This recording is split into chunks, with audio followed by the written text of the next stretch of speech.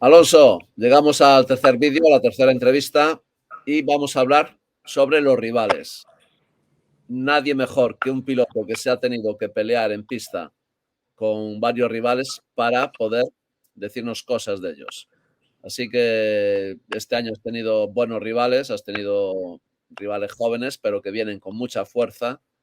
Así que vamos a analizar uno por uno y nos vamos a ir a cómo acabó el campeonato, a los mayores rivales que has tenido tú, con los que te has estado peleando, que son estos, los 10 primeros, ¿no? Incluso alguno más que está más atrás, como Chantra, como Arenas, Sí. Schneider, y sobre todo un rival con el que ya llevas tiempo peleándote, que es Fermín Abdelguer, y otro más, Manu González. O sea que vamos a ir hablando de todos estos pilotos. ¿Qué cosas le ves de buenas?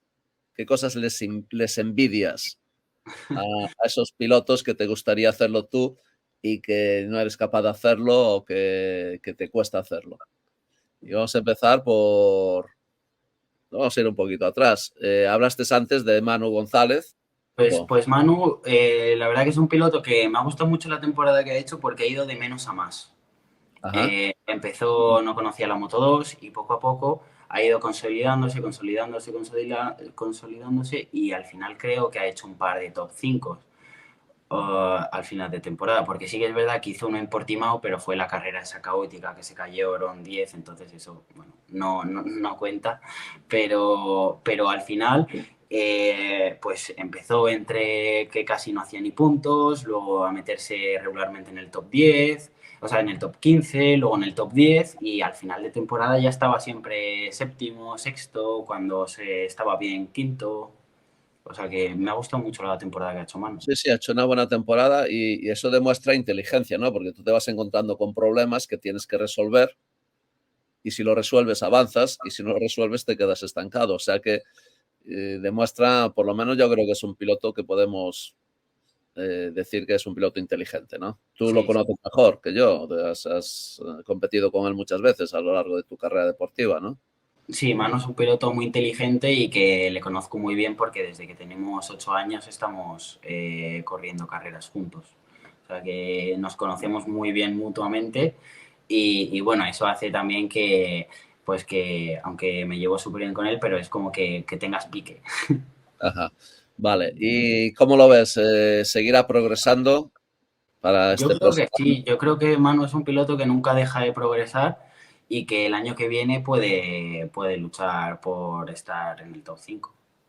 Muy bien, pasamos a Fermín. Fermín Aldeguer, que con él sí que has coincidido, porque has coincidido en el campeonato, en el FINCEF, en el campeonato de Europa, ¿no? De Moto 2, has concedido. Y con él te pasó una cosa, te ganaba al principio y acabaste ganándole a él. Y viene con un muy jovencito y ya ha hecho cosas interesantes, incluso poles, ¿no? En el Mundial de Moto 2. O sea que es un piloto que calidad tiene, pero ¿qué es lo que le ves tú? Bueno, Fermín es un pilotazo, tiene muchísima calidad, mucha clase y, y lo que pasa es que le falta experiencia, es muy pequeño, le ha llegado todo muy rápido y creo que es un piloto que le falta considerarse, consolidarse, que, que el año que viene va a hacer muy buenas carreras, pero todavía es un piloto que le veo que le falta crecer y madurar. Bien, y técnicamente, ¿qué cosas buenas le ves a Fermín? Pues técnicamente es un piloto que conduce con mucho desparpajo, que es muy importante a la hora de hacer cambios de dirección, los hace muy bien y luego con goma gastada es muy bueno. O sea, a final de carrera, derrapa, cuando la moto ya empieza a perder, ahí es donde se defiende bien él, ¿no? Sí, al final de carrera va muy bien Fermín. Vamos a pasar a otro piloto. Tenemos a Chantra. Chantra ha hecho buenas carreras. El tailandés ha hecho muy buenas carreras, ¿no? Entonces, ¿qué has visto a Chantra en pista? Bueno, Chantra es un piloto que sobre todo frena súper tarde, quizá demasiado, y esto es un poco lo que le lastra en muchísimas carreras, pero luego hay circuitos donde casi todos son frenadas que por lo que sea ha cuadrado la referencia, porque Chantra es así, que por lo que sea ha tenido el día inspirado y entonces resulta que va rápido, como Austria, Indonesia, pero luego esas frenadas muchas veces le llevan a tener muchas caídas, muchos fallos en carrera, entonces es el fallo que tiene que pulir, yo creo, pero es un piloto que cuando tiene el día va muy rápido. Sí, sí, lo hemos visto que tiene pocos días a lo largo de la temporada, pero cuando tiene el día es un piloto que nos sorprende. Bien, tenemos al americano, a Joe Roberts, y yo tenía interés aquí en este piloto, porque claro, viene de la escuela americana y ¿qué diferencias hay? ¿Se le nota algo en el pilotaje a este chico que denote que viene de otra escuela, que no viene de la escuela europea o de la escuela española? Bueno, sí que es verdad que el pilotaje que tiene es un poco que saca más el culo, es un poco más americano, digamos que más estilo ama, por así decirlo. Ajá. Pero Joe, la verdad que ha hecho 3 o 4 carreras muy buenas. Este año sí se cayó liderando cuando le sacaba un Sí, sí. segundo en Montmeló, ha hecho un par de podiums. O sea que es un piloto que si el año que viene sigue progresando, porque cada año va un poquito mejor, un poquito mejor, un poquito mejor, pues o sea, habrá que tenerlo en cuenta en algunas carreras. Y nos pasamos, estás tú en el puesto 8, a Celestino Vietti.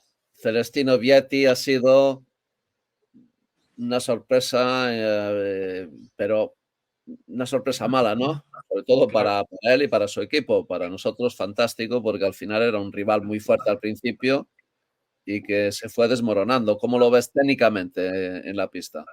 Hombre, técnicamente es un piloto muy bueno porque a mí me ha pasado en un par de carreras y he dicho, madre mía, pero digamos que yo he visto lo malo de Celestino, porque yo llegué cuando Celestino tenía 100 puntos y ha terminado el campeonato con 165.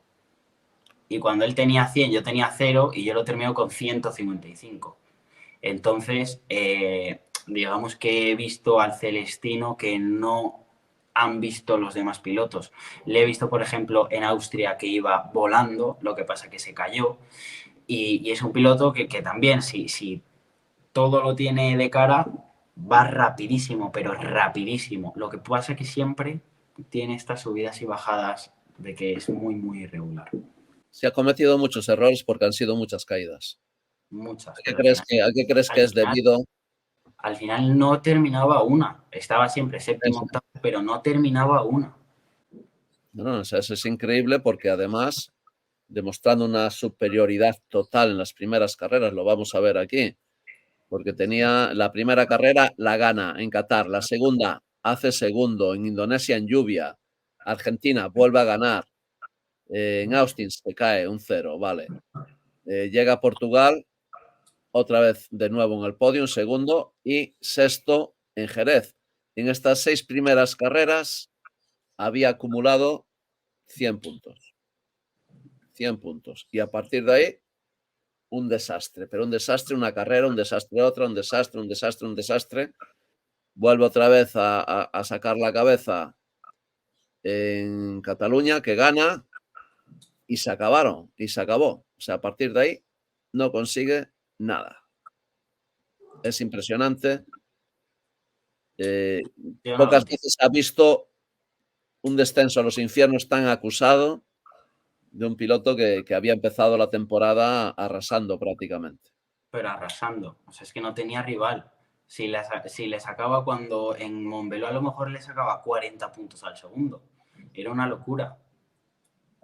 Sí, sí, sí, era impresionante. Y O cuando sea, él llevaba 100, los demás llevaban 50 y algo. bien, ¿y por qué crees que puede suceder algo así? Pues es que solo tiene una explicación y es la cabeza. La cabeza, pero la cabeza, ¿por qué? Porque no aguantas la presión. Pues supongo que no soportará la presión de ser primero, de estar ahí Bien, primero porque liderando. hay un precedente italiano que todavía reciente que fue Baldassari. Baldassari también hubo una temporada que empezó arrasando y luego le pasó lo mismo, se fue para atrás y ya no se ha recuperado Baldassari, no se volvió a recuperar, ¿eh? Cuando era un piloto, yo lo vi en pista, era un piloto que pilotaba impresionante, ¿eh? Era un piloto que daba gusto verlo. O sea, ¿cómo son estas cosas, no? ¿Cómo puede un piloto irse tan abajo En tan y poco tiempo? en tan poco tiempo y acabar con un rendimiento extraordinario, acabar siendo un rendimiento mediocre, tirando a malo? Es la cabeza, solo tiene eso. Yo creo que es algo que de repente no confías en ti mismo, incluso a lo mejor dices, "Vaya, venga, que no me caiga, que no me caiga", y encima te caes, y entonces eso va lastrando, lastrando hasta que... Sí, sí, pero fíjate también que está en un equipo bien arropado, porque está en un equipo, está en la órbita de Valentino, está en un equipo donde tiene mucha experiencia, que está directamente ahí controlando, dirigiendo el equipo Pablete Nieto, tiene Sí. muchísima experiencia, Pablo muchísima, y sin embargo no consiguieron que dejase de caerse y que dejase y que siguiese con buenos resultados, ¿eh? Fue algo misterio, ¿no? Algo misterioso. Un misterio. Y nos pasamos a Jack Dixon, al inglés, que es un piloto que no ha conseguido victorias, pero sí ha estado Es que fuerte, ¿no? Jake es un piloto muy rápido, lo que pasa es que yo creo que le cuesta gestionar las carreras. Eh, Le cuesta gestionar las carreras y, y es algo que yo creo que todavía tiene que... Porque Jake lleva muy poco tiempo en moto. Empezó tarde y yo creo que esto es algo que cuando no has mamado las carreras se nota un poco. Bien, ¿y a qué edad empezó? ¿La sabes? Creo que a los 11. A los 11 años. Fijaros, decir que alguien que con 11 años que empiece en un deporte que empieza tarde, fijaros lo importante que es que empezar a edades muy tempranas y es el denominador común de todos los pilotos españoles que han conseguido grandes resultados o campeonatos, subcampeonatos, que todos habéis empezado con 3 años, 2, 3, 4 años. Eso se nota mucho porque con 5 años correr carreras 6, 7, 8, 9, 10, es que ya son 6 años de ventaja que le llevas, de correr carreras, de peleas, de lucha, y encima cuando algo lo haces desde tan joven, es que es como que ya lo tienes en la sangre. Lo mamas, ¿no? Desde pequeño y ya forma parte de tu ADN casi, ¿no? Es Sí. estar encima de una moto. Bien, vamos a seguir y tenemos a Pedro Acosta. Llegamos a Pedro Acosta, que ha acabado quinto. Es el año que has coincidido con él. Él llegó directamente de las rookies, pasó a Moto 3, la ganó. Entonces no tuviste ningún contacto con él, a pesar de que tampoco sois tan lejanos en edad, ¿no? Tú tienes 20, él tiene 17 o 18, ¿no? 18 ya. Técnicamente, Pedro. Técnicamente es un piloto muy bueno, que usa muchísimo el cuerpo. Te diría que el piloto que más me ha sorprendido en cuanto a velocidad, porque si Oura y Augusto han ido muy rápido, pero Pedro cuando iba rápido iba muy rápido. Pero muy Muy... rápido, ¿a qué te refieres? Porque claro, aquí piensa que estamos hablando, le estás contando algo a gente que no vemos lo que ves tú, ni sabemos lo que sabes tú. Cuando dices muy rápido, ¿en qué que partes de la curva, pasando por curva, saliendo de curva, No, es lo que hace? en circuitos, que cuando a su estilo se le adaptaba y demás, es un piloto que era capaz de ir mucho más. O sea, cuando Pedro iba súper rápido de estar primero, era el que más me impresionaba. En el sentido de si al final yo creo que un poco los que más tenían nivel en la categoría y que más puntos hemos conseguido a final de temporada éramos Pedro y yo. Ajá, bien, Eh, bien. Porque luego ya Augusto y Ogura estaban un poco como jugándose el campeonato, jugando al ratón y al gato y demás. Entonces, nosotros que no teníamos nada que perder, pues íbamos a tope siempre. Entonces, esto es un poco, pues yo creo que por eso. Pero Pedro es súper bueno técnicamente. Lo que pasa es que yo creo que por lo joven que es muy irregular todavía. Sí, ¿no? Porque hay veces que desaparece, luego vuelve a aparecer. No es un piloto que haya conseguido una... Ya le pasaba también en Moto 3 esto, ¿eh? O Sí. sea, parece que ahí le falta o gestión o entender o... De todas formas, a él le costó mucho al principio la categoría, le costó mucho. Poco a poco fue consiguiendo mejor resultado, lo podemos ver aquí, está en las primeras carreras, tiene el 4 puntos en Qatar, 7-9, 2-0, 3-0, 4-0 seguidos, también hay que contar la lesión que tuvo, luego un sexto, un cuarto, un noveno, y llega con los podios, pero ya al final de temporada hace 3 podios seguidos, ya en la segunda parte de la temporada, 3 podios seguidos, 2 ceros, un cuarto y 2 podios más a final de temporada en Australia y en Malasia. Sí, Pedro al final de temporada tenía un nivel espectacular, pero espectacular. Sí. Y de hecho era con el que yo siempre contaba. Es decir, ostras, Pedro, o sea, siempre era Augusto, Gura y Pedro un poco los que me miraban las hojas. A ver qué ritmo tienen, qué sectores hacen bien, qué sectores hacen mal, porque... Y luego depende, a lo mejor Arbolino tenía un fin de que iba muy bien, o Chantra tenía un fin de que iba muy bien. Entonces un poco siempre era esos los que miraba, porque Pedro al final tenía mucho nivel, aunque de vez en cuando desaparecía. Y un poco pues le he visto que al final se ha consolidado muy bien. Entonces para el año que viene yo creo que es un poco así el piloto que creo que lo puede hacer mejor. ¿Tú crees, no? ¿Lo ves como favorito? Sí. Bien, nos vamos al italiano, a Tony Arbolino, que es un piloto que yo conocí porque entrenaba con mi hijo, lo conocí muy jovencito, ha entrenado en alguna ocasión conmigo y es un piloto que ya ganó carreras. De hecho, se perdió el Mundial de Moto 3 debido al COVID, porque iba en un avión y una persona que iba delante o atrás de él tenía COVID y entonces no le dejaron correr esa carrera, incomprensible, y perdió las opciones a luchar por el Mundial de Moto 3, ha subido a Moto 2 y ya ha estado delante, o sea, es un piloto que tiene. ¿Cómo lo ves en la pista? Técnicamente... Sí, el año pasado le costó mucho, este año ya ha sido capaz de lo mejor y de lo peor porque ha sido capaz de ganar carreras, además, pero nunca es un piloto muy consistente y encima a final de carrera le cuesta mucho a Tony, mucho, mucho, mucho. Hay carreras que puede estar peleando por el podio y de repente empieza y se va para atrás. ¿Qué crees? ¿Es un tema mental? ¿Es un tema físico que no aguante las carreras? ¿Es un... No creo, porque Tony es un piloto que está muy fuerte físicamente. Encima tiene un preparador que está muy encima de él todo el rato. Y no creo que sea ese es el problema. Yo creo que es un poco más de saber gestionar la goma usada. Pues eso, Tony, sí, a ver si es un poco más regular y eso pues le hará tener muchas más opciones para el título. Y llegamos a Aaron Canet. Aaron Canet. Si alguien es capaz de lo mejor y de lo peor, este es Aaron Canet. Porque ha hecho carreras en las que se ha caído yendo primero, cuando ya tenía una ventaja, y ha cometido muchos errores. De hecho, si vemos un poquito su trayectoria a lo largo de la temporada, tiene en Austin y en Portugal 2 ceros, luego 2 podios, 2 segundos puestos, otro cero, otro segundo puesto. Ahí atraviesa una etapa con resultados mediocres y llega a Misano, hace segundo detrás de ti.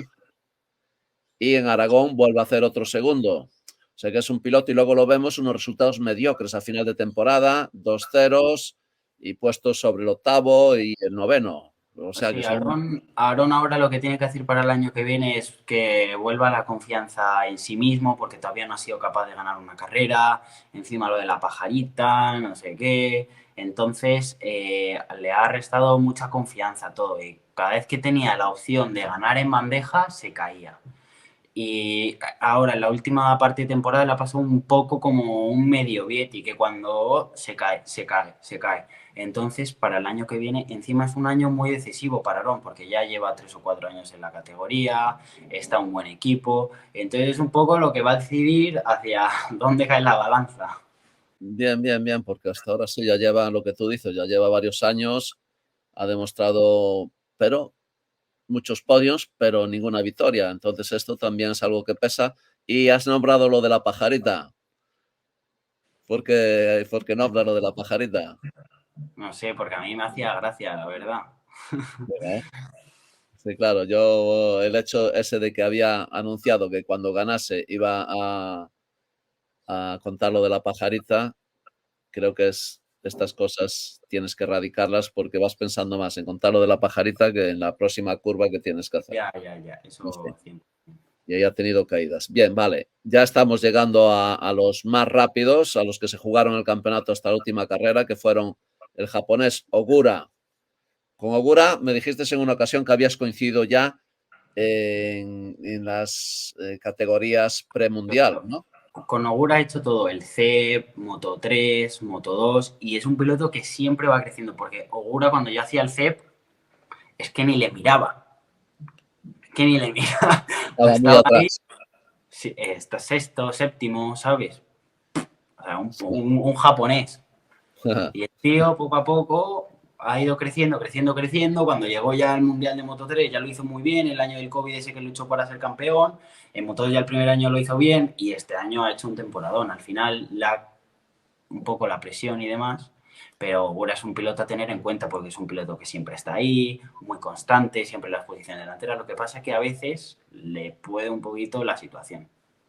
Bien, yo Ogura recuerdo en Malasia esa caída peleándose con Tony Arbolino. Para mí es el error más gordo de la historia de este deporte. Así, el más gordo. El más gordo. Yo he visto muchos errores, muchos errores, pero para mí, Bueno, porque pues no iba a ganar apenas nada y perdió sus opciones del Mundial prácticamente en esa caída, en esa decisión, en la última vuelta, la última curva del circuito, irse al suelo en una maniobra de la cual no iba a sacar nada. ¿Cómo lo viste tú esto? no, fue una cosa, yo lo vi como una locura. Yo luego lo vi y dije, pero tío, es que ¿qué hace? ¿Pero qué hace? Pero bueno, y encima hablé con él y tampoco se le veía muy arrepentido, ¿eh? Pero bueno, él sabrá. Porque además estaba su jefe de equipo, el japonés, ¿cómo es? Aoyama, ¿no? Aoyama, sí, sí. Aoyama, y lo estaba mirando y se quedó quieto y hacía así con la mano, hacía así con una mano nada más, que tampoco lo entendía esta reacción de Aoyama, ¿no? Tenía que estar ahí, vamos, si esto pasa en el boss de Ducati, imagínate Ya, a me imagino. Cardochi dando saltos y tirándose al suelo, ¿no? Sí, Y este hombre 100%. se quedó así, haciendo así con la mano. Son japoneses, Chicho. Son japoneses, sí, son japoneses. Y nos vamos a Augusto Fernández, que al final ha sido el campeón de la categoría. ¿Qué puedes decir de Augusto? Bueno, Augusto lo que yo mejor veo es que se ha sabido comer el orgullo, como decíamos antes, en muchas veces, porque ha habido carreras donde no estaba para ganar y se ha comido un cuarto, un quinto, un séptimo, y esto ha sido lo que le ha ido dando puntos y puntos y puntos para al final ganar el título. Encima no ha sido un piloto que cometiese muchos errores. Cuando no tenía que haberlo cometido, lo cometió en Australia, pero Ogura, gracias a Dios, en Australia no estaba nada inspirado, que hizo el 13 o el 14 o algo así, una carrera terrorífica, y luego encima se cayó el año siguiente. Y técnicamente es un piloto que es súper suave encima de la moto, no es un gran frenador, pero lo que sí que hace muy bien es que siempre va con la moto muy recta. Entonces eso hace que a final de carrera sea un piloto muy fuerte y que pueda mantener mucho el ritmo. Frena muy fuerte, hace bastante paso, sale con la moto muy recta, siempre con la moto muy recta, muy fino, no comete. Y esos adelantamientos que se ha inventado él, en mitad de una curva, ¿cómo los has visto? ¿A ti te hizo uno? Pues los que pesamos más nos tenemos que inventar cosas, porque cuando estamos luchando contra Pedro, contra Arenas, creo que fue a hacer el adelantamiento en Misano, contra gente un poco más ligera, no llegas en posición de adelantar. Entonces, como no te inventes un adelantamiento porque no tiene otra forma de... Es que es muy difícil adelantar. Entonces tienes que adelantar en zonas enlazadas, en mitad de una curva cuando abren para preparar la salida. Entonces en ese punto es donde tienes que adelantar. Y Augusto la verdad que eso lo hacía muy bien. Muy bien, pues oye, le hemos dado un repaso a todos tus rivales y ¿qué esperas el año que viene?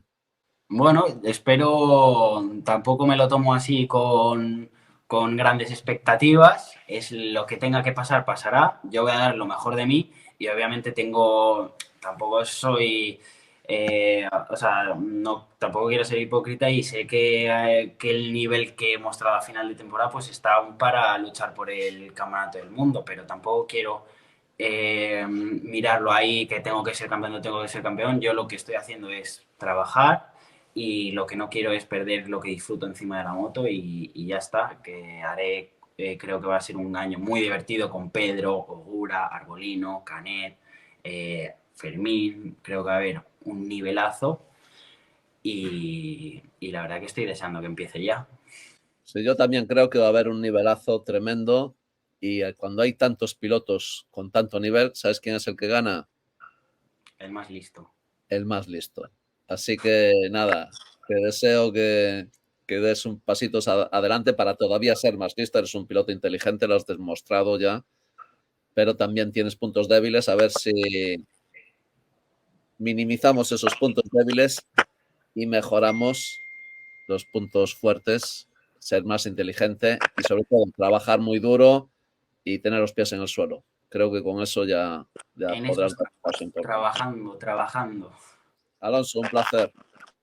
Muchas gracias a todos. Venga, nos vemos.